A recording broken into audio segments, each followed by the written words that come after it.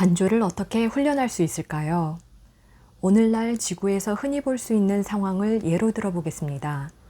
여러분이 복잡한 도로에서 운전하고 갑니다. 온종일 일에 시달리다가 집으로 돌아가는 길이죠. 거리는 차로 붐비고 몸은 몹시 피곤합니다. 교통체증이 심해서 집에 가려면 시간이 오래 걸리리라는 것을 알고 있습니다.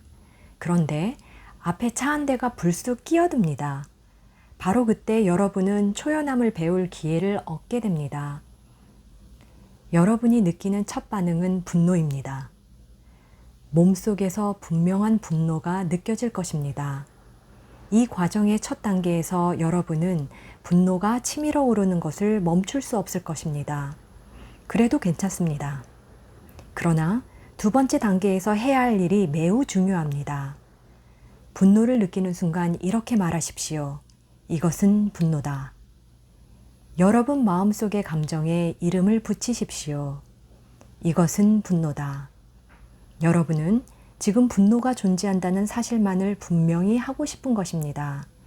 나는 화가 났다 라고 말하지 마십시오. 그렇게 하면 여러분을 분노와 하나 되게 만드는 것입니다.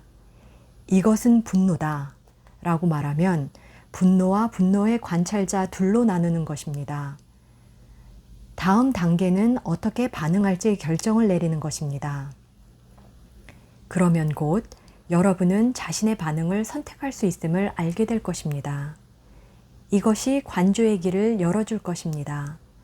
자신의 반응을 스스로 통제할 수 없다면 그것에 대해 어떤 결정도 내릴 수 없을 것입니다. 도리어 그 반응이 여러분을 통제할 것입니다. 그리고 여러분은 아무 인식도 하지 못한 채 감정이 결정해서 끌고 나가는 대로 끌려갈 수밖에 없을 것입니다. 그러나 관찰을 하게 되면 여러분과 감정이 하나가 아님을 재빨리 알아차릴 것이고 바로 이 단계에서 선택을 할 수 있습니다. 여러분은 교차로에 서 있습니다. 분노라는 똑같은 테이프를 계속 반복해서 돌리기 원하나요? 그럴 때 어떻게 될지 여러분은 알고 있습니다.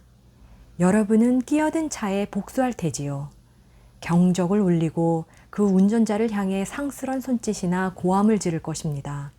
거의 이런 식이지요. 어떤 경우에는 복수하려다가 자신이나 자신의 차에 피해를 줄 수도 있습니다. 결국 마지막에 가서는 상대방에게 화가 났는지 아닌지는 그리 중요하지 않음을 알게 될 것입니다. 진짜 문제는 그것이 아니기 때문이지요. 여러분이 참 자유에 거하고 싶다면 자신의 힘은 자신이 내리는 선택과 함께 있음을 인식해야 합니다. 바로 그 순간 여러분은 다른 반응을 선택할 수 있습니다. 분노를 관찰하고 있는 존재를 인식할 수 있게 되죠. 여러분 안에서 에너지가 어떻게 일어나는지 주목하십시오. 에너지가 여러분 안에서 일어나는 것을 알아차리십시오. 그 에너지를 인식하십시오. 그런 다음 감정에 이름을 붙이십시오. 이름을 붙이는 과정에서 여러분은 자유롭게 될 수 있습니다. 그 순간 여러분은 이미 자신에게서 한 걸음 물러서서 반응하기 때문입니다. 그런 다음에는 그 반응을 바꾸려는 열망을 가져야 합니다. 여러분은 그렇게 할 수 있습니다. 단순히 나는 지금 달리 선택한다 라고 말하는 것에서 시작할 수 있습니다. 그런 다음 선택하십시오. 초연함을 결정하기란 어렵지 않습니다. 정작 어려운 것은 초연함을 경험하고 싶다고 선택하는 것입니다.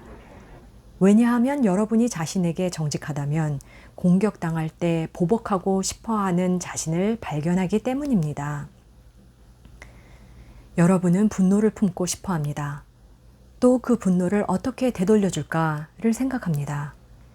여러분은 자신을 저지할 사람이 아무도 없다는 것을 알고 있습니다. 따라서 상대를 공격하기 시작합니다. 그러나 이 과정에서 결국 상처를 입는 것은 여러분 자신이며 인생을 이런 식으로 사는 것이 얼마나 덧없는지 알게 됩니다. 그리고 창조적 성과가 분노와 복수보다 훨씬 더 삶을 생동감 있게 만든다는 것도 알게 됩니다. 여러분은 신과 함께 창조해 나가는 공동의 창조자들입니다. 따라서 영원하고 즐겁고 고양된 방법으로 공동 창조의 임무를 수행해 나가는 것이 당연할 것입니다. 제한적이고 적대적이며 타인에게 부정적 감정을 갖는 방식 따윈 잊어버리십시오. 문제는 이 분노를 느끼는 존재가 누구인가 하는 것입니다. 그 순간에 일어난 일을 누가 인식하는지 파악하십시오. 자동차를 운전할 때는 핸들을 잡고 있는 손을, 페달에 놓인 발을, 머리를 스치고 지나가는 바람의 느낌을, 공기의 냄새를 의식하십시오. 이 모든 것과 접촉된 상태에 있으십시오. 그러면 분노가 일어날 때 그 분노에 휘말리지 않고 분노와 나란히 자리하게 될 것입니다.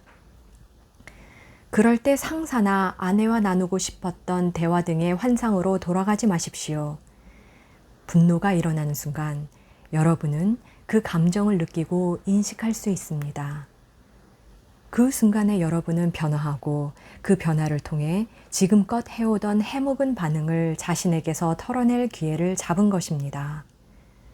순간의 주의를 집중하지 않으면 이 모든 일이 매우 어려워집니다. 왜냐하면 분노라는 감정과 그에 대한 반응이 삽시간에 여러분을 사로잡아 과거와 같은 방식으로 대응하게 하기 때문입니다. 이 모든 일은 순식간에 일어납니다. 그러므로 여러분은 한순간에 자유로워질 수도 있고 한순간에 감정에 사로잡힐 수도 있는 것입니다. 자유로워질 기회를 만들기 위해서 여러분은 매 순간 자신이 있는 곳에 존재해야 합니다. 욕망이나 집착에서 벗어나지는 방법에 대해서 말해보겠습니다. 우선 자신에게 가장 절실한 집착으로 시작하겠지요. 그런 집착이 가장 접근하기가 쉽습니다. 집착이 존재한다는 것을 알았을 때 자신이 왜 그것들에게서 벗어나고 싶어 하는지 물어보십시오. 어떤 욕망이든 그것에서 초연해지는 것이 자신에게 중요하고 타당하다고 믿는 것이 중요합니다. 집착의 대상이 사람이든 물건이든 혹은 어떤 명분이든 그것에 어떤 가치가 있다고 믿는 한 여러분은 그것에게서 벗어나고 싶지 않을 테니까요. 여러분은 자기 자신에 맞서 싸울 수 없습니다. 여전히 매여 있고 싶은 것에서 벗어난다는 것은 어려운 일입니다. 그러므로 우선 자신이 무언가에 집착하고 있다는 사실을 직시하십시오. 그리고 그 가운데 강력한 것을 하나 선택하십시오. 그것이 친구나 돈, 권력, 섹스, 술, 마약 같은 것이 될 수도 있습니다. 그런 다음 그것에 집착함으로써 어떤 유익이 있는지를 글로 써보십시오. 그리고 그 집착이 떨어져 나갈 때 여러분이 느낄 두려움이 무엇인지도 써보십시오. 인간관계를 예로 들어보겠습니다. 사람들은 여러분이 누군가에게 강한 애착이 있을 때 그것을 오히려 긍정적으로 보는 환상에 붙들려 있습니다. 그러나 그것은 여러분이 어떤 식으로 집착하느냐에 크게 좌우됩니다. 사랑 때문에 집착하는 것과 두려움 때문에 집착하는 것은 전혀 다릅니다. 많은 관계가 두려움에 바탕을 두고 있습니다. 상실의 두려움, 홀로 남겨진다는 두려움이지요. 사랑하는 사람이 여러분을 떠나면 어떻게 될지 자신에게 물어보십시오. 이런 관점에서 그 사람과의 관계를 살펴보십시오. 그러면 그 관계가 여러분에게 어떤 의미인지를 알게 될 것입니다. 그 사람이 없으면 자신이 사랑받을 수 없는 존재라고 생각합니까? 여러분을 사랑해줄 다른 사람을 찾지 못해서 결국 홀로 남겨지게 되리라고 느낍니까? 누군가에게 지나치게 집착했다가 그 사람을 잃어본 경험이 있는 사람들은 자신이 사랑받지 못하는 존재라는 생각에 사로잡힙니다. 그들은 자신의 가치를 다른 사람의 손에 맡기고 있는 것입니다. 이것은 매우 어리석고 대단히 비현실적인 생각입니다. 여러분이 누군가와의 관계에 집착하고 있는 것을 깨달을 때 자신이 뭔가 제한적인 것에 말려들었음을 알게 될 것입니다. 이런 관점에서 볼 때 그 관계는 긍정적이 아니라 부정적임을 또한 알게 됩니다. 그때 여러분은 자신의 욕망 뒤에 짊어진 모든 짐을 던져버리고 자유로워질 수 있습니다. 집착에서 벗어나서 무한한 사랑을 키워나가십시오. 그것이 훨씬 만족스러울 것입니다. 그 관계를 유지하십시오. 하지만 소유하려는 생각은 버리십시오. 유형의 소유물에 집착하고 있는 사람들에 관해 말해보겠습니다. 자동차를 예로 들지요.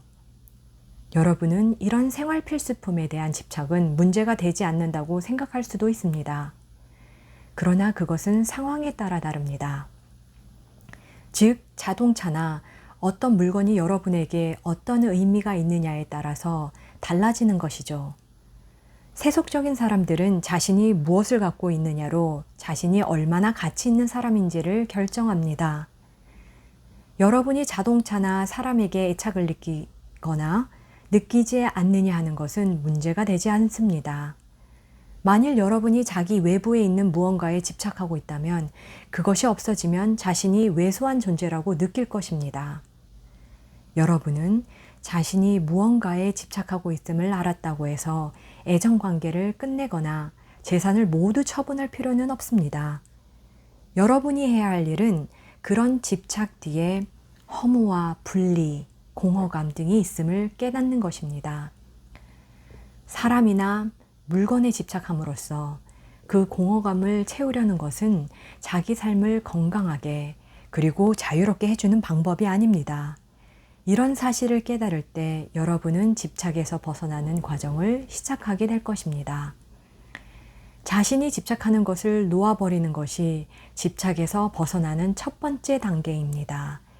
이제 여러분은 자유로운 존재가 되고 싶다는 자신의 가장 깊고 진실한 열망과 조화를 이루는 쪽으로 움직여가는 것입니다. 여러분은 백사장에서 모래성을 쌓는 아이처럼 분리라는 환상을 계속 쌓아갈 수도 있습니다. 그것이 재미있을 수도 있겠지요. 하지만 그 모래성은 영원한 것이 아니므로 너무 진지하게 받아들이진 마십시오. 이것은 모든 집착을 바라보는 적절한 방식입니다. 자신이 집착하는 것이 재미있고 또 도움이 될 수도 있지만 너무 진지하게 여기진 마십시오. 사랑하는 사람과의 관계를 너무 진지하게 받아들여 그 밖에 아무것도 보지 못하는 실수를 범하지 마십시오. 삶의 물질적인 면을 지나치게 중요하게 여겨 그것 없이도 살 수 있다는 사실을 망각하지 마십시오. 그 모든 것들이 여러분의 삶에 자연스럽게 흘러들어왔다가 흘러나가도록 하십시오. 그저 기쁨과 흥미를 갖고 참여하는 것으로 만족하십시오. 여러분이 일단 초연함의 필요성을 알게 되면 자신의 의지를 신성한 의지에 조율할 것입니다. 그러면 그 과정은 점점 더 쉬워질 것입니다. 다음 단계는 자신의 의식을 그 과정을 돕는 도구로 사용하는 것입니다. 여러분은 그 의식을 이용해 자신이 누구인지 일깨울 수 있습니다. 관조란 존재의 기억을 되살리는 한 방식이며 헌신 역시 기억의 한 방식입니다. 이 두 가지 모두 여러분이 제한된 인격을 넘어선 존재임을 일깨워주는 방식입니다. 그리하여 여러분은 자신이 아닌 모습들의 환상에서 벗어나 자유로워질 수 있습니다. 여러분이 이 환상 중 어떤 것이라도 소유할 가치가 있으며 관계를 맺을 가치가 있으며 자신의 가장 깊은 에너지를 소진할 가치가 있다고 생각하는 한 여러분은 결코 그것들에게서 벗어나지 못할 것입니다. 가장 강렬하게 바라는 것이 현실로 나타나는 법입니다. 따라서 자유롭기를 원하는 가장 깊은 열망과 접촉될 때까지 여러분은 계속해서 분리라는 관념을 믿는 에고의 투사를 따르게 될 것입니다. 어떤 관계가 다른 관계보다 더 중요하다고 말하는 것은 모든 것이 하나임을 부정하는 것입니다. 에고는 여러분이 분리된 존재이며 따라서 자신이 특별한 존재임을 확신시켜주기 위해 특별한 관계들을 만들어냅니다. 그러나 여러분은 모두 똑같습니다. 여러분은 항상 그러했으며 앞으로도 그럴 것입니다. 가장 고귀한 존재에서부터 가장 하찮은 존재에 이르기까지 모두 같습니다. 여러분은 모두 똑같습니다. 따라서 여러분 사이에 어떤 차이가 존재한다는 생각은 여러분 자신을 노예 상태로 묶어놓는 환상에 지나지 않습니다. 그런 환상에 또 다른 의미를 부여하지 마십시오. 왜냐하면 실제의 차원에서 볼 때 환상은 중요하지 않기 때문입니다. 그런 환상은 그것이 생겨난 본래의 진리인 무의 바다로 가라앉도록 하십시오. 그리고 바로 이 순간에 하나라는 전체가 존재한다고 확신하십시오. 여러분이 그 전체와 접촉할 수 있는 것은 바로 지금뿐입니다. 욕망을 없애기 위해서는 그 욕망에 주의를 기울여야 한다는 말씀 같군요. 주의를 기울이는 것이 관조와 헌신을 훈련하는 데에도 도움이 됩니까? 그 안에 대답이 존재합니다. 왜냐하면 여러분은 지금 이 순간에 존재할 때에만 주의를 기울일 수 있기 때문입니다. 아주 간단합니다. 여러분이 지금 이 순간에 존재할 때 여러분은 현재를 사는 것이며 과거는 존재하지 않습니다. 분리는 순간 속에 존재할 수 없습니다. 순간 속에는 오직 자신과 자신을 둘러싸고 있는 것, 그리고 자신 안에 있는 것뿐입니다. 따라서 주의를 기울인다면 무엇이 존재하는지를 정확하게 알 수 있습니다. 그러므로 결국 주의가 열쇠입니다. 그렇다면 주의를 기울이는 것은 헌신과 어떤 관계일까요? 여러분은 무엇에 헌신하는 것일까요? 여러분은 주의를 기울임으로써 그 순간 유일한 신에게 헌신하는 것입니다. 실제에 자신을 맡기는 것입니다. 왜냐하면 그것이 존재하는 모든 것이기 때문입니다. 따라서 한 번 헌신하고 나서 그것을 망각하는 것이 아닙니다. 헌신이란 매 순간 무한과 파장을 맞출 존재의 질입니다. 무한과 공명하기 위해서 여러분은 무한히 존재하는 곳에 있어야 합니다. 그곳이 어디냐고요? 바로 여기입니다. 왜냐하면 생각일 뿐인 미래나 과거란 실제하지 않기 때문입니다. 오직 지금이 있을 뿐입니다. 무한에 참여하기 위해서는 지금 여기에 있어야 합니다. 사람들이 타인이나 사건, 심지어 자신의 감정까지 통제하고자 할 때 그들은 과거의 사건이나 미래의 욕망에 의존해야만 합니다. 통제하려 들지 마십시오. 그저 허용하십시오. 허용할 때 그 순간 평화와 지혜, 자유가 찾아옵니다. 지금 여러분 앞에 있는 것이 바로 여러분이 제대로 알 수 있는 유일한 것입니다. 그것은 태어남이고 죽음이며 그 탄생과 죽음 사이에 있는 모든 것입니다. 전체란 매 순간의 연속입니다. 육체는 종종 에너지 유입에 반응합니다. 따라서 여러분이 특정 유형의 진정한 내면 탐구를 할 경우 거의 감지할 수 없을 정도로 육체의 변화가 일어나기 시작합니다. 깊은 명상에 들어간 많은 사람은 명상의 결과로서 경강이 좋아지고 마음이 편안해지는 것을 느낍니다. 피상적인 수준일지라도 여러분이 에너지의 움직임을 인정할 때 진동하는 각기 다른 유형의 거대한 에너지장에 둘러싸인다는 이해에 도달할 것입니다. 여러분은 대부분 그것을 육안으로 보거나 귀로 들을 수 없습니다. 하지만 이따금 몸 안에서 느낄 수 있습니다. 여러분은 삶에 문제가 있을 때마다 자신의 낡은 모습을 떨쳐버릴 기회를 맞는 것입니다. 그러나 여러분의 에너지는 여러분의 현재 모습 속으로 계속 유입됩니다. 여러분은 자신이 종전과 같은 사람이라고 생각하지만 그렇지 않습니다. 주의 깊게 살펴보면 여러분 스스로 그것을 관찰할 수 있습니다.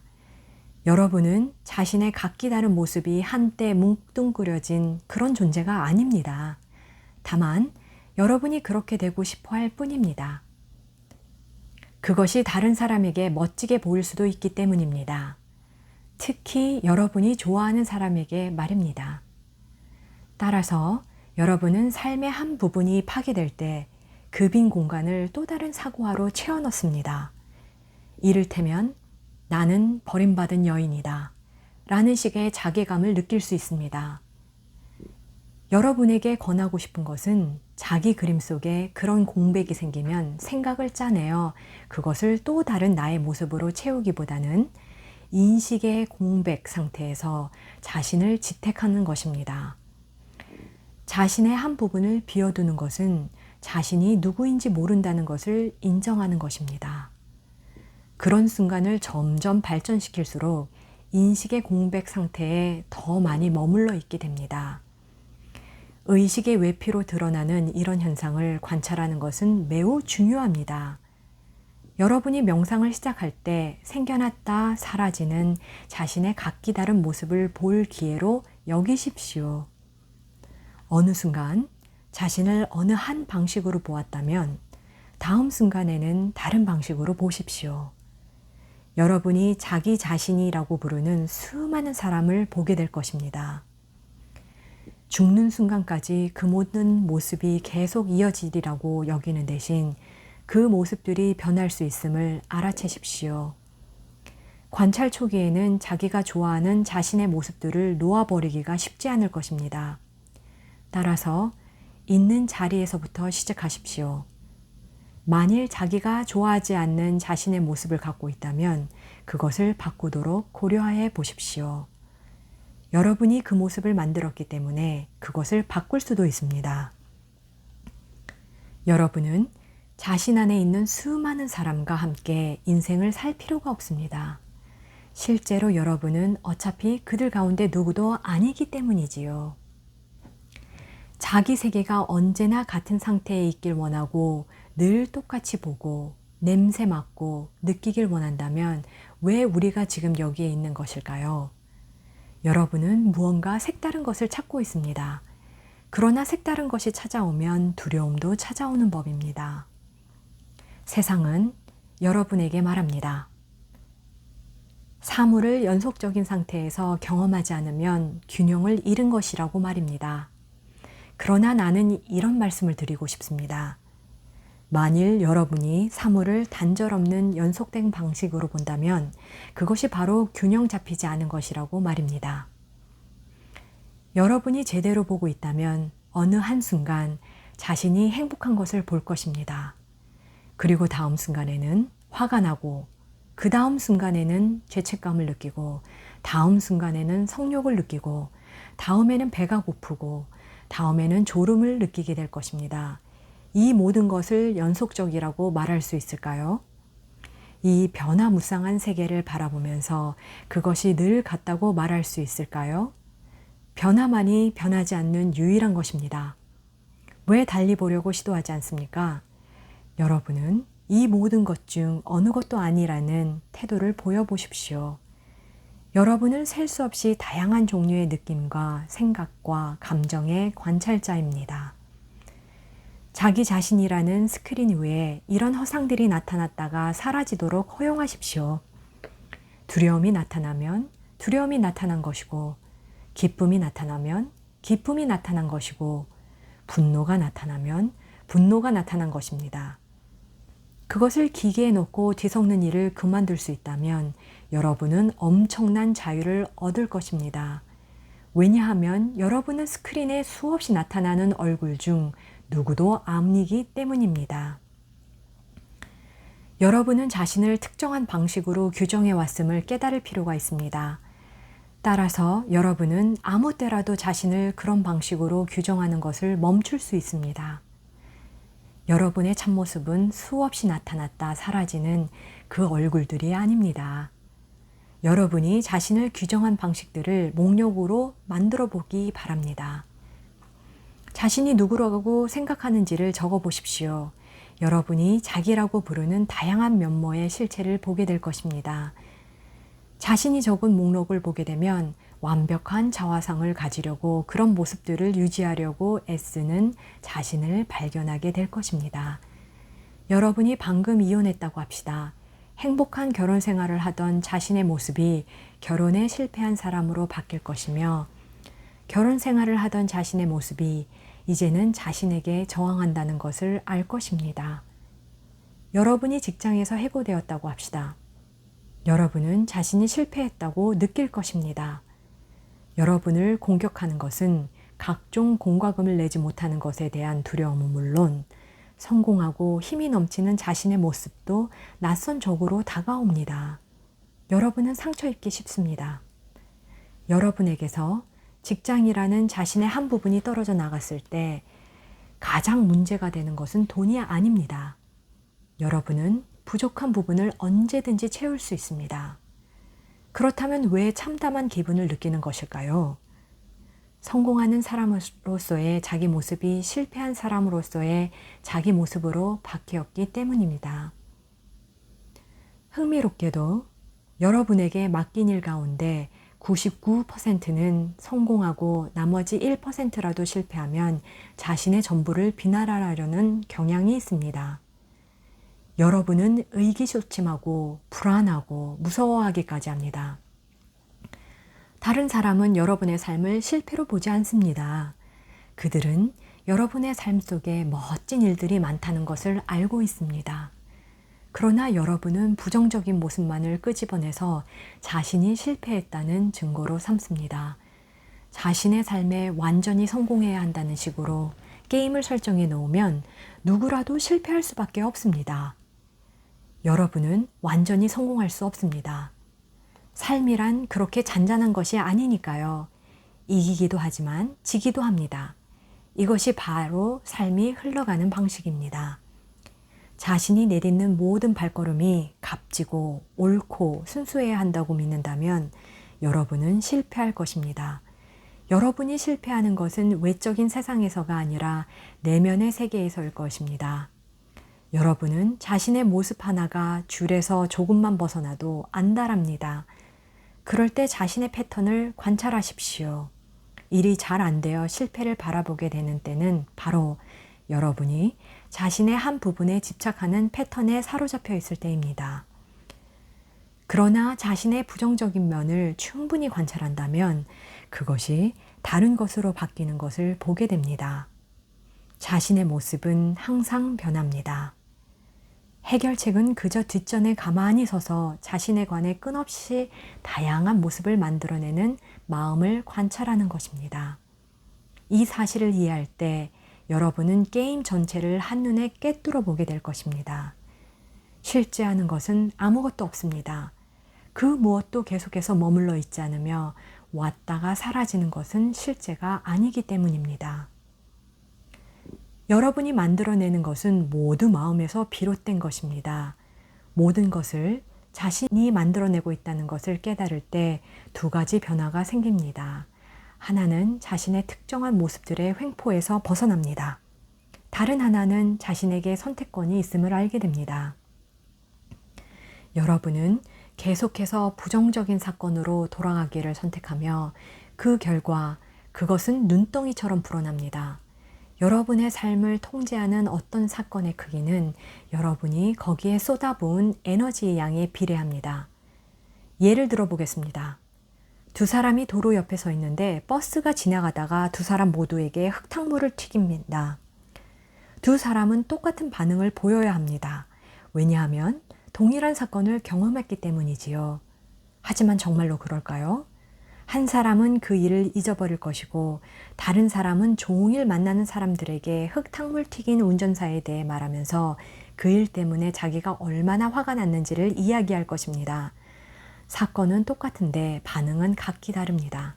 자기 모습에 의해 시달림을 당하는 사람들 대부분은 매우 화난 사람처럼 행동합니다. 흙탕물이 튀는 그 순간 선택이 존재합니다. 부정적 요소를 털어버릴 수도 있고 그것을 더 크게 확대할 수도 있습니다. 명상을 통해 생각이 들어오고 나가는 것을 관찰할 기회를 얻습니다. 생각은 여러분의 현실을 만들어냅니다. 따라서 자신의 현실이 오가는 것 또한 볼 수 있을 것입니다. 내가 말하는 것은 사실입니다. 그런 인식에 이르면 자유로워질 수 있습니다. 자신에게 선택권이 있음을 보기 전까지 여러분은 결코 자유롭지 못합니다. 여러분은 이를 질질 끌 수도 있고 상큼하게 흘려보낼 수도 있습니다. 여러분은 매 순간 마음속의 반응에서 자신을 만듭니다. 사람들은 여러분에게 자기 현실은 자기가 만든다고 말합니다. 그것이 무슨 뜻일까요? 마음을 스치는 수많은 생각 가운데서 자신이 붙들고 있을 생각을 선택한다는 의미입니다. 여러분이 길을 걸어갑니다. 그런데 세 사람이 미소를 띠고 두 사람은 이마를 찡그립니다. 여러분은 누구를 주의 깊게 쳐다볼 것 같습니까? 여러분이 다소 특이한 옷을 입고 있습니다. 그러면 어떤 사람은 여러분이 멋있다고 생각하고 또 어떤 사람은 여러분이 괴짜라고 생각합니다. 여러분은 누구를 주목해서 볼 것 같습니까? 여러분은 선택해서 자신의 이미지를 키우며 날마다 생각을 통해서 그리고 말을 통해서 자기 현실을 만들어 갑니다. 무슨 일이 일어나는지는 아무런 문제가 되지 않습니다. 자기 세계를 바라보는 관점을 선택하는 것은 바로 여러분이며 여러분도 그 사실을 잘 알고 있습니다. 직장을 잃었지만 좌절하지 않는 사람이 있는가 하면 어떤 사람은 총을 집어들고 자살을 하기도 합니다. 자유를 향한 가장 기본적인 이 단계에 관해 진지하게 생각해 보십시오. 매일 자신에 대한 그림을 선택하고 해석하는 이가 바로 자신임을 알게 된다면 별다른 어려움 없이 억압에서 벗어날 수 있습니다. 지금의 자기 그림이 마음에 들지 않다면 왜 그것을 바꾸지 않습니까? 여러분은 항상 자신의 모습을 바꾸고 있습니다.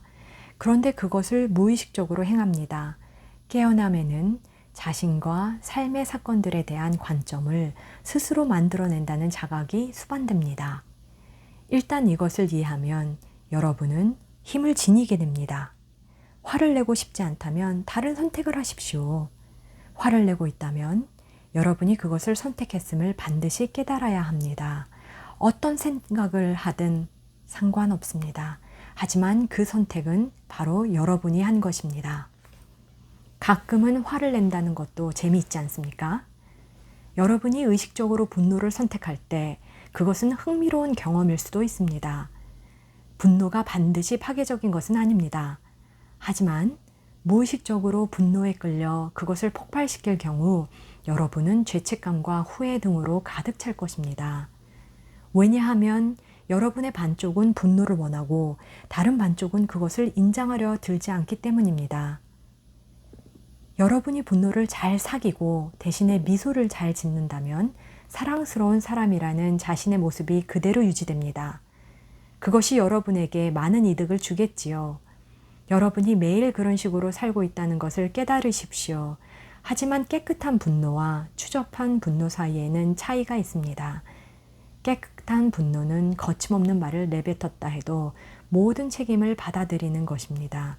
추잡한 분노는 다른 사람이 책임지게 하며 자신의 모든 잘못을 그들에게 떠넘깁니다. 감독하는 자리에 언제나 여러분이 앉아 있는데도 정작 자신은 그것을 모르고 있습니다.